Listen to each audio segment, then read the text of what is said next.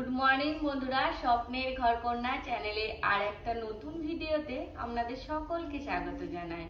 আমি আগের দিনে বাজার করেছিলাম, তো সেগুলো তো সেরকম ভাবে বাড়িতে শেষ দেখানো হয়নি, তাই ভাবলাম সকাল সকাল আপনাদেরকে একটু দেখিয়ে দিই।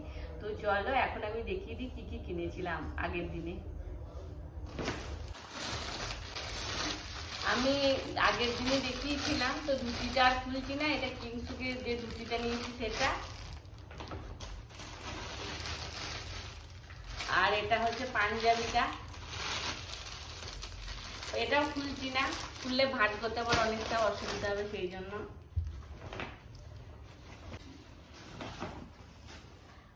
আমি বলেছিলাম যে আমার জন্য একটা কুর্তি নিয়েছি, তো সেটা একটু দেখায়, রেডিমেড কুর্তি আর কি, এটাই ভালো লাগছিল। আর একটা টপ নিয়েছি,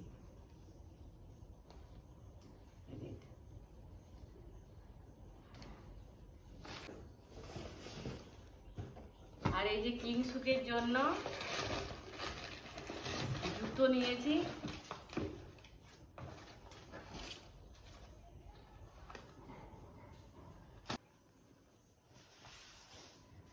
আর আমার জন্য একটু হাওয়াই চটি নিয়েছি। তো আগের দিনে এইটুকুই কেনাকাটি করেছিলাম, তো সেটা দেখিয়ে দিলাম। আর আজকে ভাই আসবে, আর আমাদের ওখান থেকে মানে অনেক দিনের ইচ্ছা ছিল যে আমাকে একটা জিনিস দেবে, তো সেটা নিয়ে আসবে ভাই আজকে। তো কি নিয়ে আসছে আমাদের ওখান থেকে, তো তোমরা পুরো ভিডিওটা দেখতে থাকো, তাহলেই জানতে পারবে।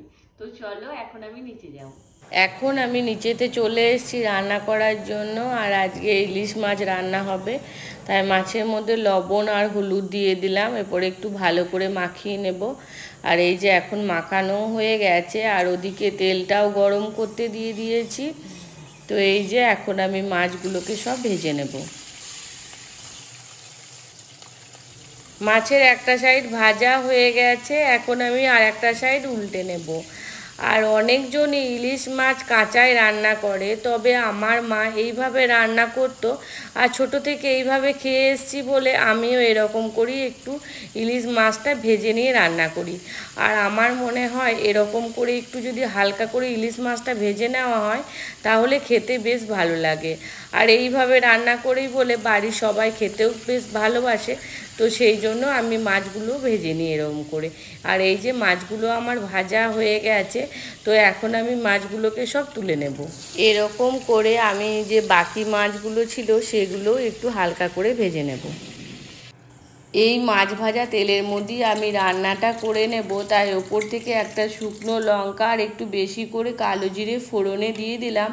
আর এদিকে আমার মশলাটাও রেডি হয়ে গেছে। আজকে আমি সরিষা ইলিশ করব, তার জন্য মশলার মধ্যে আমি সরিষা নিয়েছি, আর জিরে গুঁড়ো, হলুদ গুঁড়ো, লঙ্কার গুঁড়ো আর পরিমাণ মতো লবণ দিয়েছি। আর এখন আমি মশলাটা কড়াইয়ের মধ্যে দিয়ে দিলাম, আর বাটি ধোয়া জলটাও দিয়ে দিলাম। আর এখন এই যে মশলাটা আমি একটু ভালো করে কষিয়ে নেব। মশলাটা আমার ভালোভাবে কষানো হয়ে গেছে, আর মশলার কালারটা দেখুন একদম চেঞ্জ হয়ে গেছে। এই সময় আমি পরিমাণ মতো জল দিয়ে দেব। ঝোলটা ফুটে গেছে, এখন আমি ভেজে রাখা ইলিশ মাছগুলো সব এক এক করে কড়াইয়ের মধ্যে দিয়ে দেব। মাছ ভাজা তেলটা দিয়ে দেওয়ার পর 2 মিনিটের মতো আমি ঢাকা দিয়ে দিলাম। 2 মিনিট হয়ে গেছে, এখন আমি ঢাকনাটা খুলে দিয়ে উপর থেকে চেরা কাঁচা লঙ্কা দিয়ে দেওয়ার পর আবারও আমি 2 মিনিটের মতো একটু ঢাকা দিয়ে দেব। 2 মিনিট হয়ে গেছে, এখন আমি ঢাকনাটা খুলে দিচ্ছি। আমার সরিষা ইলিশটা রান্না হয়ে গেছে, এখন আমি নামিয়ে নেব। আর এদিকে আমি কড়াইয়ে চাপিয়ে দিয়েছি, তো কড়াইয়ের মধ্যে তেলও দিয়ে দিয়েছি, একটা শুকনো লঙ্কা দিয়ে দিয়েছি, আর এখন একটু পাঁচফোড়ন দিয়ে দেওয়ার পর তেঁতুলগুলা জলটা আমি একটু দিয়ে দিচ্ছি। এদিকে আমি ইলিশের টক বানাবো, আর আমার ইলিশ মাছের টক খেতে খুব ভালো লাগে। আমার মতো কে কে ইলিশ মাছের টক খেতে পছন্দ করো একটু কমেন্টে জানিও। আর এখানে আমি পরিমাণ মতো লবণ, হলুদ গুঁড়ো আর একটু চিনি দিয়ে দিয়েছি। ঝোলটা ফুটে গেছে, আর এখন আমি ইলিশ মাছগুলো সব দিয়ে দেওয়ার পর ঢাকনাটা দিয়ে দিলাম। এখন আমি ঢাকনাটা খুলে দিচ্ছি। আমার ইলিশ মাছের টকটা হয়েও গেছে আর বাটিতে নামিয়েও নিয়েছি। আর আজকে কি কি রান্না করেছি সেটা একটু দেখিয়ে দিই। আর এই যে পেঁয়াজ ভাজা তেল লেগেছি, খাওয়ার সময় একটু আলু মাখা করব সেই জন্য। আর এটা হচ্ছে ছাতু ভাজা, আর এখানে আছে সরিষা ইলিশ, আর এই যে করেছি মসুরির ডাল, আর এখানে আছে আলু পোস্ত, আর এই যে পটল ভেজেছি, আর শেষে আছে সবার প্রিয় ইলিশের তেল ভাজা। তো এটা খেতে কে কে ভালোবাসো অবশ্যই একটু কমেন্টে বলো।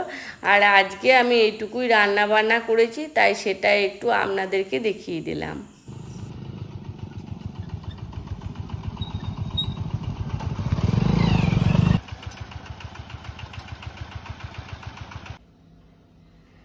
আমাদের ওখান থেকে এই ডাইনিংটাই পাঠিয়েছে, তো সেটা দেখিয়ে দিলাম। তো কেমন হয়েছে অবশ্যই একটু কমেন্টে বলবে। তো চলো আবার কিছুক্ষণ পর দেখা হচ্ছে।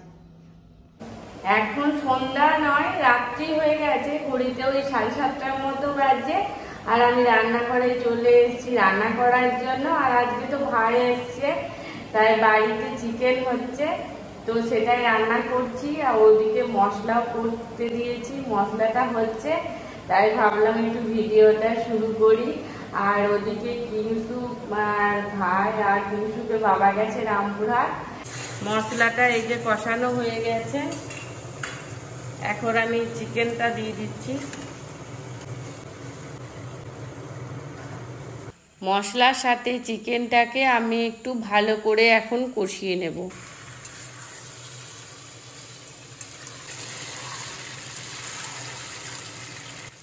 চিকেনটা একটু কষিয়ে নেওয়ার পর এখন আমি রসুনের কোয়াগুলো দিয়ে দেওয়ার পর আমি আবারও একটু ভালো করে কষিয়ে নেব।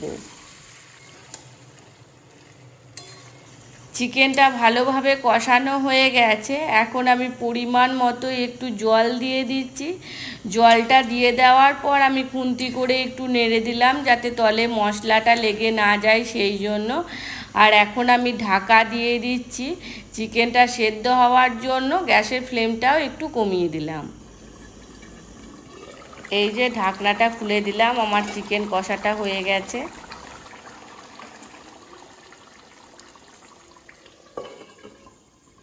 আমার রান্না হয়ে গেছে, তো খেতে একটু দেরি আছে। তো চলো দেখা হচ্ছে আবার কিছুক্ষণ পর। এইটা কি বলতো, এটা হচ্ছে ডাইনিং এর কভার।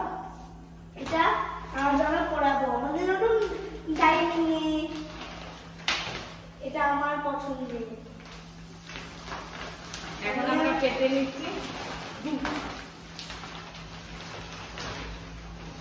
কেমন হয়েছে তোমরা বলবে, হ্যাঁ কমেন্টে। আজকে একটু খেতে দেরি হয়ে গেছে, তাই কিংসু প্রথমে খেয়ে নেবে, তারপর আমরা সবাই খাবো। কিংসুকে খাবার দিচ্ছি।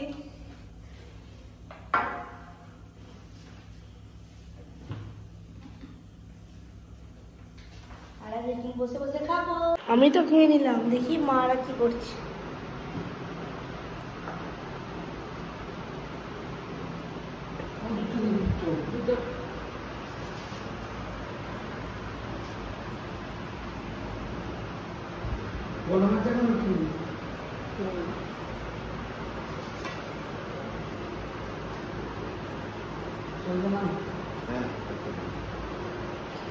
কেমন হয়েছে?